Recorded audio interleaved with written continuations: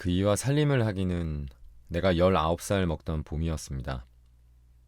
시방은 이래로 30도 못된 년이 이런 소리를 한다고 웃지 말아요. 기생이란 20살이 환갑이라니 30이면 이를테면 100세 상수한 할미쟁이가 아니하요. 그때는 괜찮았답니다. 이 푸르족족한 입술도 발그스름하였고 토실한 뺨볼이라든지 시방은 총누람 별명조차 듣지만은 오동통한 몸피라든지 살성도 희고 옷을 입으면 맵시도 나고 걸음걸이도 멋이 있었답니다. 소리도 그만저만이 하고 춤도 남의 흉내는 내었답니다. 화류계에서는 그래도 누가 하고 이름이 있었는지라 호강도 우연만이 해보고 기염도 남불자지 받았습니다. 망할 것, 우스워 죽겠네. 하자는 이야기는 아니하고 재칭자만 하고 앉았구만. 어쨌든 나도 한 시절이 있은 것은 사실입니다.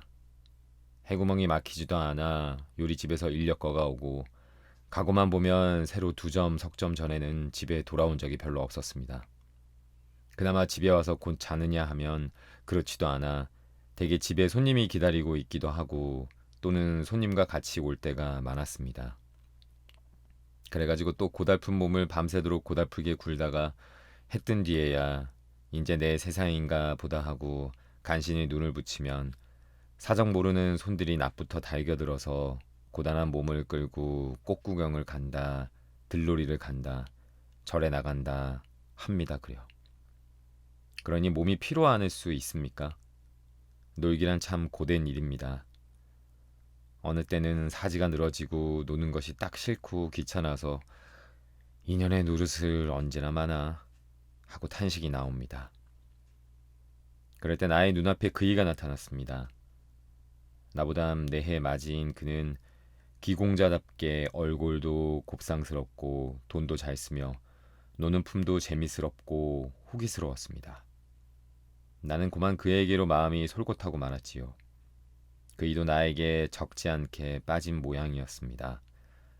그럭저럭 관계가 깊어가자 그이는 나와 살자고 졸르지 않겠습니까? 마침 기생 노릇도 하기 싫던 차이고 밉지도 않은 사내라 내심으론 이게 웬 떡이냐 싶었지만 그래도 기생 행투가 그렇지 않아 이 핑계 저 핑계로 그이를 바싹 달게 해서 돈 1,000원이나 착실히 빼앗아서 어머니를 주고 마지못해 하는 듯이 살림을 들어가게 되었습니다. 그이는 간이라도 빼어 먹일 듯이 나를 사랑해 주었습니다. 나를 얻기 전에도 5입개나 해본 모양이었으나 나이가 나이라 어리고 참나온 곳이 있었습니다. 나의 말이면 콩을 파치라 해도 고지 들었습니다. 나의 청이라면 무엇이고 낙종치 않는 것이 없었습니다. 이 눈치를 알아본 나는 그이로부터 가진 것을 졸라내었습니다. 우리 든진 문서도 내 이름으로 내게 하고 자개녹이랑 자개의걸이랑 한 칸 벽에 맞는 큰 체경이라. 물론 온갖 비답과 포목을 필필이 들여오게 하고 철철에 따르는 비녀며 사흘 도리로 진고개에 가서는 순금반지, 진주반지, 보석반지를 사게 하였습니다.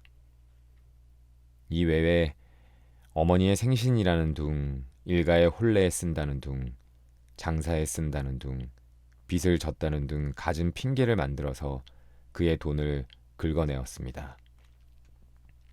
무슨 내 변명이 아니라 이런 짓을 한 게 전수히 나의 욕심 사다운 까닭도 아닙니다. 사라고 하고 달라고 하는 그것이 어쩐지 좋고 재미스럽기도 하였어요. 그리고 또 그것이 그에게 피우는 애교이고 아양이었어요. 그것뿐도 아니지요. 내 말이라면 어느 정도까지 들어주나 곧 그이가 나한테 얼마나 홀리였는지를 자질도 하고 싶고 뜻대로 성공을 하면 물건 얻은 것보단 몇 갑절 더 기뻤습니다. 물론 어머니가 뒷구멍으로 부추기기도 하였지만 그인들 몇만금을 제 수중에 두고 쓰는 게 아니라 아버지를 팔고 빚을 내는 것이니 하루 이틀 아니고 물 쓰듯 하는 돈을 언제까지 데워갈 수 있겠습니까? 같이 산지 석 달이 못 되어 돈 주변할 길이 막힌 모양이었습니다. 아무리 귀한 자식의 빚 봉수라도 한 번 두 번이지 전부 아버지가 갚아줄 리가 있겠어요. 더구나 구두쇠로 유명한 그의 부친이 그때까지 참은 것도 장한 일이지요.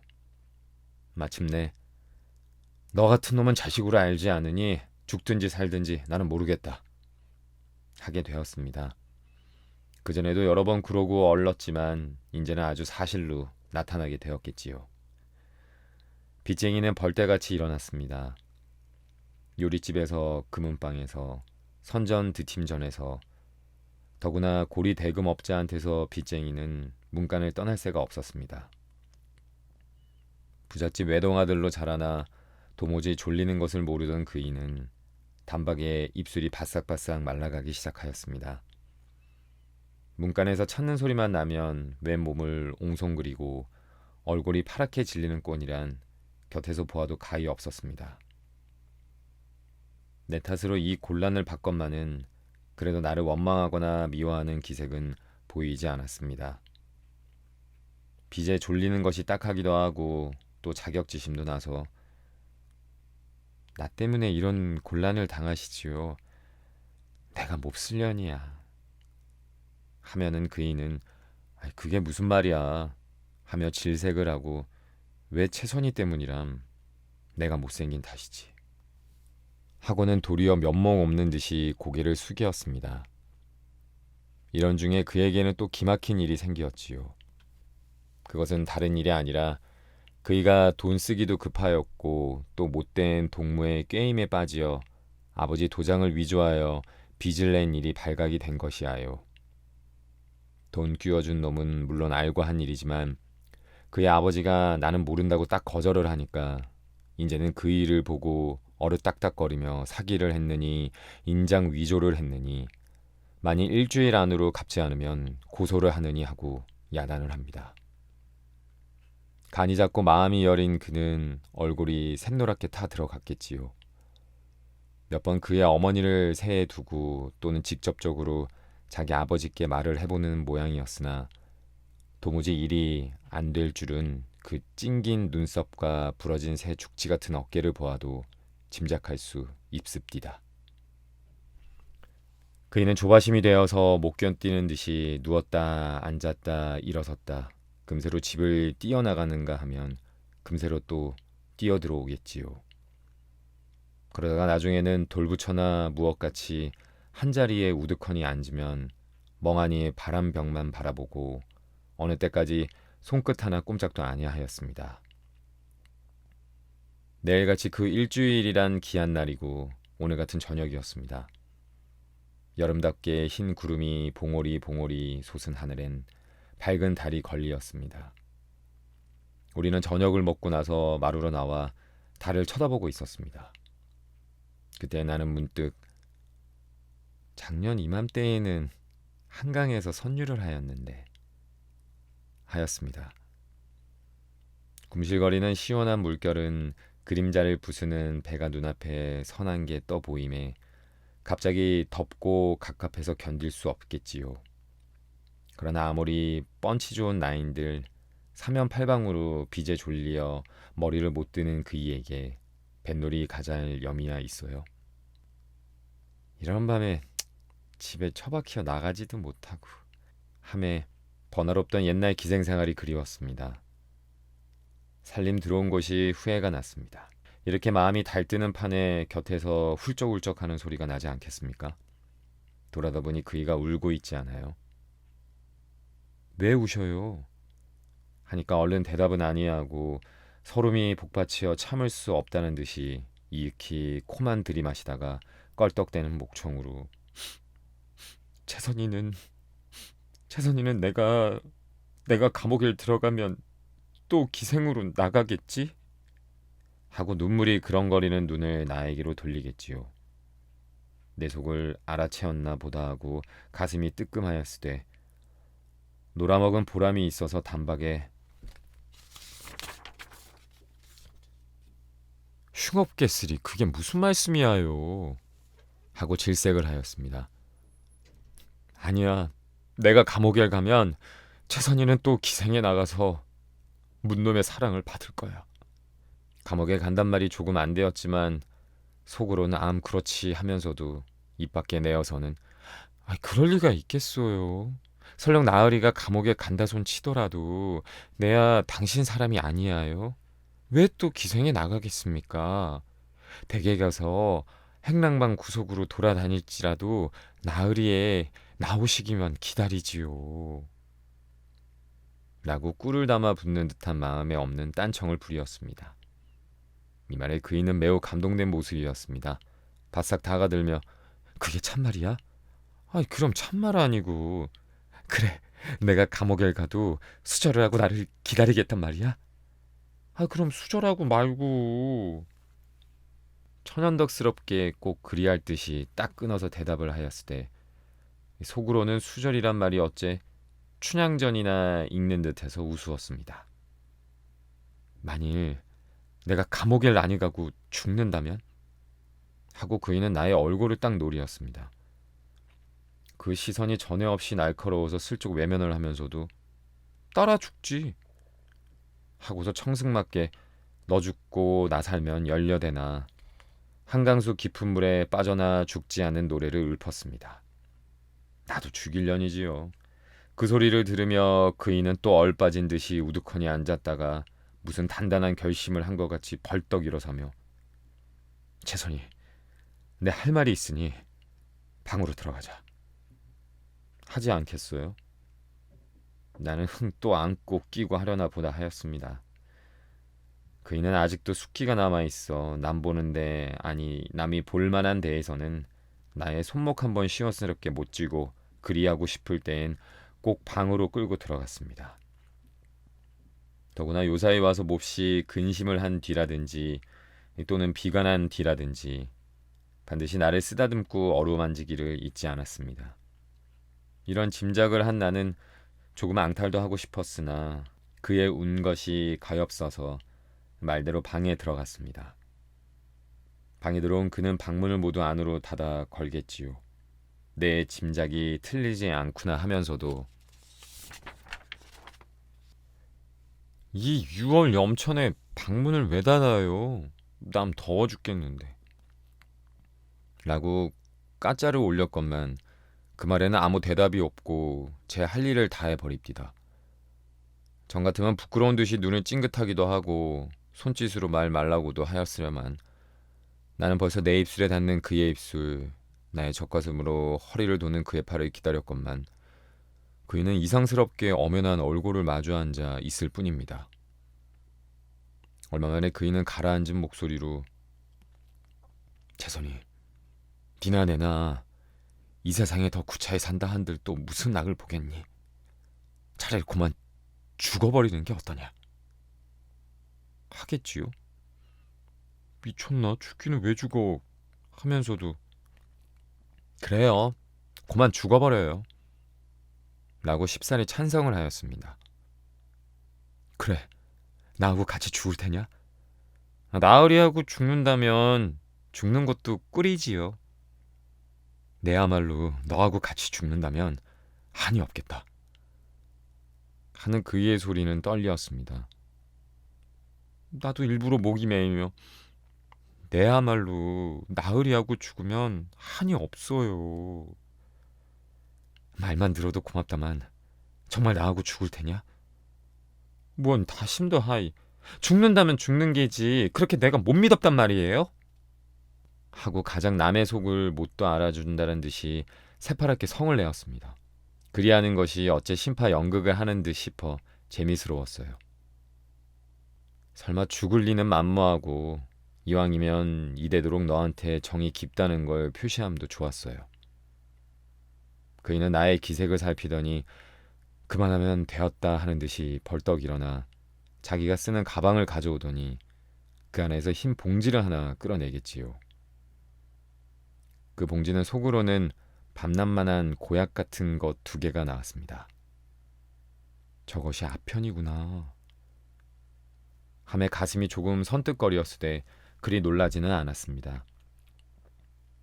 그 약으로 말하면 그이가 돈 안 주는 자기 아버지를 놀라게 하려고 몇 번 자기 어머니에게 보이는 것을 곁에서 구경을 하였으니까요. 그것을 먹고 죽는다고 야단을 해서 돈을 얻어온 일도 있으니까요.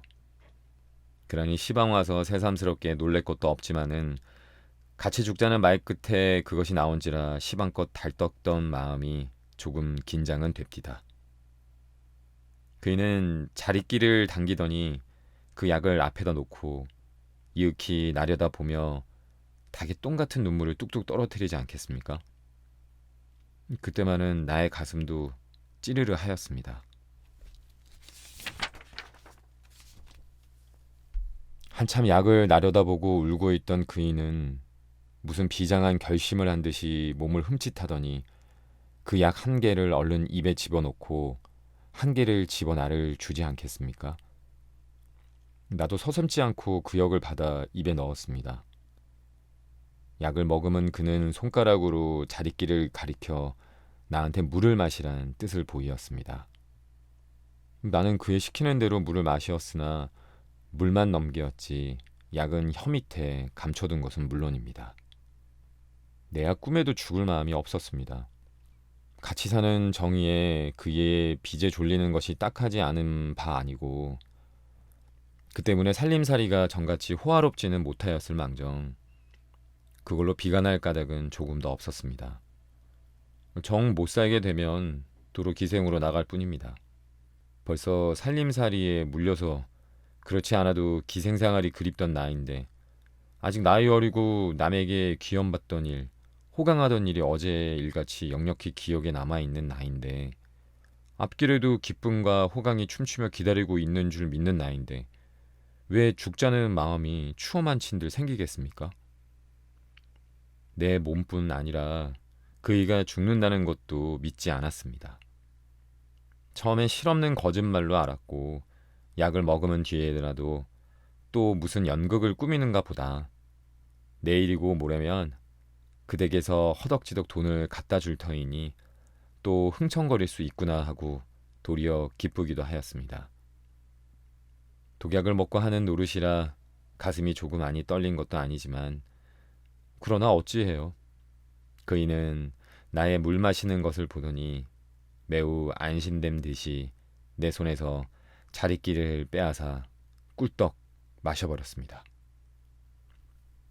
그이가 정말 약을 삼킨 것은 좁은 목구멍으로 굵은 약덩이가 넘어가노라고 얼굴이 새빨개지고 어깨를 추스르며 목줄기가 구불텅거리는 것만 보아도 알 수 있습니다.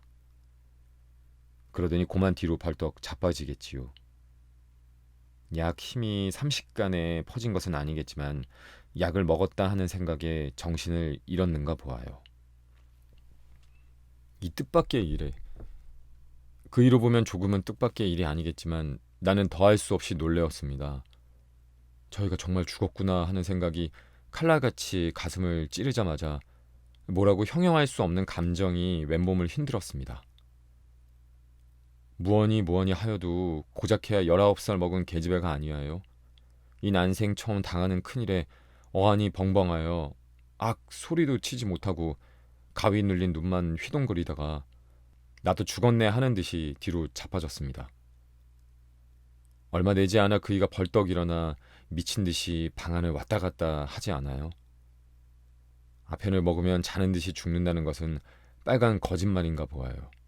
답답하고 니역거려서 못 견디겠다는 듯이 두 손으로 가슴을 쥐어 뜯으며 하하하고 괴로운 숨을 토합디다. 그러더니 다짜고짜로 두 손을 입안으로 넣어 웬 헛구역질을 하겠지요. 아마 속이 너무도 괴로움에 죽자는 결심도 간 곳 없고 먹은 약을 토해낼 작정이던가 보아요. 그러나 약은 안이 나오는 듯 하였습니다. 이 광경을 바라보는 나도 일변 무섭기도 하였지만 못 견디리만큼 괴롭기도 하였습니다. 그에 받는 고통이 도무지 내 탓이 아니하여 날로 하여 돈을 쓰고 그 돈에 몰리다 못하여 죽는 죽음이니 내 탓이 아니라고 누구의 탓이겠습니까? 그런데 나는 죽을 때까지 그를 속였습니다. 거짓 죽는 신용을 해서 그를 속였습니다. 내가 만일 따라 죽는다 아니하고 그를 말리었던들 그이는 아니 죽고 말았는지도 모르지요. 그 약을 먹고 저런 욕을 아니 볼런지도 모르지요. 그러면 내 손으로 그이를 죽인 것이나 진배가 무엇입니까? 그때야 물론 이렇게 사리를 쪼개서 생각은 안 했지만은 차마 그이의 괴로워하는 꼴을 볼 수가 없었습니다. 나는 진저리를 치고 눈을 딱 감았습니다. 그때입니다. 무엇이 나의 어깨를 흔들지 않아요? 번쩍 눈을 떠보니까 그이가 걷어쳐 올라가는 개게 풀린 눈으로 내 옆에 앉아서 나를 내려다보고 있겠지요. 나는 소름이 쭉 끼치어 흠칫하고 몸을 소스라쳐 일으켰습니다. 나의 일어나는 것을 보고 그이도 따라 일어서며 용서해 달라는 표정으로 괴롭지, 괴롭지, 공연이 나 때문에 라고 더듬거리고는 눈에 눈물이 핑 도는 듯 하였습니다. 그 소리는 어쩐지 무서움에 떠는 나의 창자속까지 스며들어가는 듯 하였습니다. 나의 눈에도 뜨거운 눈물이 쏟아졌습니다. 그러자 그이는 바짝 다가들며 한 손으로 내 목덜미를 안고 또 한 손일랑 나의 입에 들이댑니다. 죽어가는 그이, 아니 벌써 송장이나 진배 없는 그의 손이 나에게 닿았건만 나는 조금도 전같이 두렵고 무서운 층이 들지 않았습니다. 뱉어라, 뱉어, 어서 뱉어라 하고 그이는 손가락을 내 입안으로 끼역끼역 들이밀겠지요. 이때 입안에 든 약을 생각한 나는 흘리던 눈물을 뚝 그치고 에그머니 싶었습니다. 나는 그이의 지중한 사랑에 감흡하였으되 그이가 돌려내려고 애를 쓰는 것이로되 나는 그 약을 내어놓기가 죽어도 싫었습니다. 나는 차라리 삼켜버리려 하였습니다. 몇 번을 침을 모아 그 약을 넘기려 하였으나 원수의 덩이가 큰 끄닥인지 세상 넘어가지를 않습니다. 그러는 판에 내 입에 들어온 그이의 손가락이 벌써 그 약을 집어냈겠지요. 그 약을 집어내자마자 나를 바라보던 그이의 얼굴은 시방도 잊히지 않습니다. 어쩌면 그 곰상스럽던 얼굴이 그렇게 무섭게 변할까요? 나는 어떻다 흉용할 수가 없습니다. 제 계집이 딴 사내를 끼고 자는 것을 보는 본 남편의 얼굴이나 그러할는지요? 그 얼굴의 표정은 분노 그것이었습니다. 원한 그것이었습니다. 입술을 악물고 드러난 이빨 하나만 보고라도 누구든지 질겁을 할 것입니다. 더구나 잊히지 않는 것은 그 눈잡이에요. 일상 생글생글 웃는 듯 하던 그 눈매가 위로 홉뛰어서 미친 개 눈깔같이 핏발을 세워 나를 흘낏 거시하여. 그 무섭기란 시방 생각하여도 몸소리가 치어요. 그이는 숨이 진 뒤에도 그 홉든 눈을 감지 않았습니다. 물론 나는 고약한 년이지요. 그를 죽을 때까지 속인 몹쓸 년이지요. 그러나 그이는 나에게 괴롭지 하고 묻지 않았어요. 베타 라고 하지 않았어요? 돌려내려고 내 입에 손까지 넣지 않았어요? 그러다가 약을 삼키지 않고 그저 있음을 보았으면 내 마음은 어떠하든지 그이는 죽어가면서도 나를 생각한 만큼 거룩한 사랑을 가진 그이는 기뻐해야 옳을 일이 아니에요? 좋아해야 옳을 일이 아닌가요? 그렇게 성을 내고 나를 흘길 일이 무엇이에요? 내 그른 것은 어찌 겠든지 그때에는 그이가 야속한 듯 싶었어요. 야속하다니 보단 의외였어요. 그런데 시방 와서는 그 흘긴 눈이 떠나올 적마다 몸소리가 치이면서도 어째 정다운 생각이 들어요. 그리운 생각이 들어요.